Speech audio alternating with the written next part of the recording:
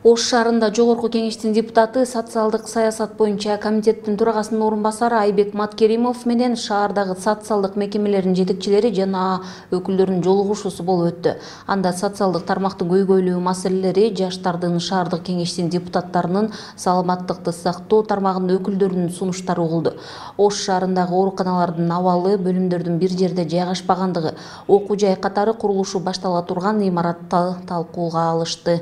Жаштар жана калктын айырылуу катмары үчүн ипотекалык турак жайдын жеткиликтүүлүгү, жеке жана башка менчик формасына турган бир катар социалдык объектилерди муниципалдык менчикке кайтаруу жана башка маселелер козголду. Кече чогулушта чогуу жүргөндө Семердин сөзүнөн, Электрдин сөзүнөн байкадым да, бир бөлүмдү бияка көтөрүп жылдырсак, бир бөлүмдү Кыздайына жылдырсак деп, биз элди ар жака тепкилей беребиз. Мен айттым, андан көрө баарыны бир зданияга коюш керек. Раз ошол больницага деп курулду, ошондой шартта больница деп курулгандан кийин больницага алып кириш керек. Учебный корпусту башка жерден тапса болот деген ойлойт. Мен дагы бир ошол позициядамын. Анткени мына өзүңүздөр, мына баарыңыздар ушул Ош шаарынын тургундарысыздар. Ар бирибиздин тууганыбыз бар ушул жерде жашайт. Бул оору баары болот. Биз кааласак адам заты тирүү жан болгондон кийин оору болот. Ал жерде терапиясы бул жакта, кардиологиясы дагы корпуста болгондон көрө ошо бюджетажды бирдей кылып туруп эле ошол жерге киргизгиле деген сунуштайт. Ал элибизге дагы, ошол эле дарыгерлерге дагы жакшы болот. Мына өзүңүз белгилеп кеткендей, биз кече 2 күндөн бери ушул Ош шаарынын жана социалдык көйгөйлөрү менен жеринен таанышып жүрөбүз.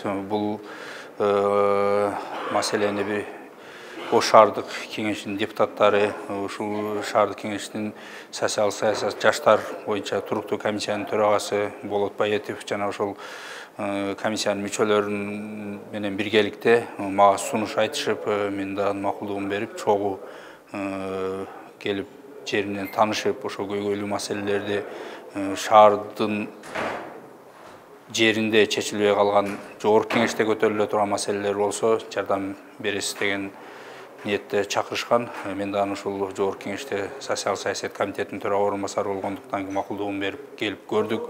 Кече негизинен медициналык мекемелерди бүт жеринен барып көрүнүшүп, ал жерде көйгөйлөр, жетишсиздиктердин баарын өз көзү менен көрдүк. Ошону менен эле бирге дарыланып жаткан биздин жарандарыбыздын сунуштарын, арыз муңдарын уктук. Анан бүгүн өзүңүздөргө маалым болгондой, Ош шаары боюнча бүт ушул социалдык тармакты тейлеген жетекчилердин бардыгы менен катышуучуда бүгүн эркин баарлашуу болду. Себеби менин максатым алардын болуп аткан көйгөйдү өздөрүнөн угуп, кээ бирки жерде ошол жогорку жака жетпей калып жаткан маселелер болсо, министрликтерге жетпеген маселелер боюнча мен элдин өкүлү катары ошол көйгөйлөрдү жеткирейин деген максатта мына чогуу баарлаштык. Өзүңүздөргө белгилүү болгондой, мына 3 сааттан ашык бүт уктук алардын көйгөйлөрүн. Кээ бирки ушул мэрия тарабынан чечиле турган, шаардык кеңештер тарабынан чечиле турган маселелерди мына чечкенге жеринде убада беришти. Ал жака жеткире турган маселелерди, мен жогорку кеңештен көтөрө турган маселелерди мен көтөрөм деп өзүм убадамды бердим. Бул негизги максатыбыз. Ушул бүгүнкү күндө элибизге мындай көрсөтүп жаткан кызмат баарына бирдей көрсөтүлүш керек. Элибиз ушундай болуп жаткан көйгөйлүү маселелер чечилиш керек. Мына бүгүнкү күндө эмне маселе болуп атат? Негизинен ушул пособия, пенсия жана ошондой эле жанакы азыр сөз болуп кетти, ЗАГСка туруу, метрика алуу жана башка ошого окшогон жана оорусу боюнча инвалидность группага чыгуулар боюнча маселелер өтө көп элибизде. Ошолор боюнча мына тийиштүү жетекчилерге элдин көйгөйүнө жеткирдим. Айттык, ошол эле мезгилде аткарылуусуну талап кылдык. Себеби андай эл калк айтса калп айтпайт дейт. Алардын да айтып жаткан сөздөрүндө чындыктар бар экенин биз көзүбүз менен анан көрдүк. Ошол эле мезгилде кээде аша чаап кеткен факторлор бар экенин да көрдүк да. Эми бизде баягы кээде бир жагы менен гана жыйынтык чыгарып коюп атабыз. Биз андай бир жактуу жыйынтык чыгарбаш үчүн өз көзүм менен көрүп келейин деп мына 2 күндөн бери Ош шаарында жүрөбүз. Азыр мына дагы кайра 1-2 мекемелерге барабыз. Ошол эле мезгилде мен айтып кеттим, бул биринчи жолку жолугушуу болгон менен акыркысы эмес. Мындан арыдан ушул эгер элден көйгөй кайра көбөйө берсе, кайрадан келип жолугабыз. Анан көбүнчө медицина тармагы боюнча бөлүмсүз болбойт. Анан сиз ушундай мыкты билген адам катары айтсаңыз, кандай экен абал? Кандай тыянак? Эми негизинен медицина тармагы мына бизде баягы бардыгыбыз эле биздин бүгүнкү деңгээлди билебиз. Өзүңүздөргө белгилүү болгондой, мына Садыр Кожоевичтин жеке көзөмөлүнүн артында медицина кызматкерлеринин айлыктары 100%дан биринчи үй бүлөлүк дарыгерлер көтөрүлдү. Кийин 50%га дагы көтөрүлдү. Алдында дагы пландар бар көтөрүлөт дегенче. Мунун бардыгы ушул элибиздин саламаттыгына болгон камкөрүү. Анткени ошол саламаттыгын сактап келген биздин медицина кызматкерлеринин жашоо шартына түзүлгөндө гана алар толук кандуу мындай иштегенге мүмкүнчүлүк түзүлөт. Бирок ошол айлык бүгүнкү күндө деле мындай баарына тегиз мындай жетет дегенден алысмын.